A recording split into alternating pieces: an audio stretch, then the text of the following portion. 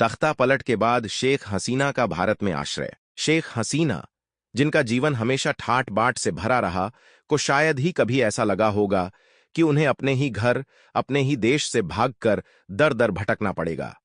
लेकिन बांग्लादेश में तख्ता पलट के बाद शेख हसीना को सिर्फ 45 मिनट का अल्टीमेटम दिया गया था कि वे देश छोड़ दें। इस अल्प समय में शेख हसीना ने 4 सूटकेस और 2 बैग में अपनी बेहद जरूरी चीजें समेटीं और अपने वतन को अलविदा कह दिया। भारत पहुंचने पर शेख हसीना को रोजमर्रा की चीजों की जरूरत थी।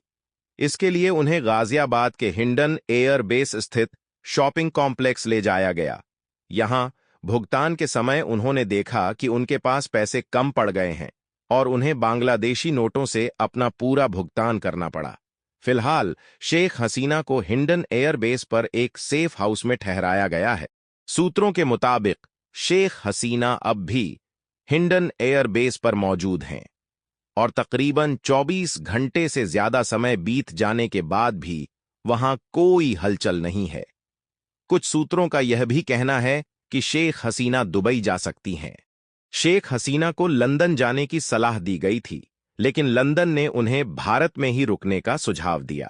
साथ ही यूएस ने उनका वीजा भी बर्खास्त कर दिया है, जिससे अब उन्हें शरण के लिए अन्य देशों का विकल्प खोजना होगा।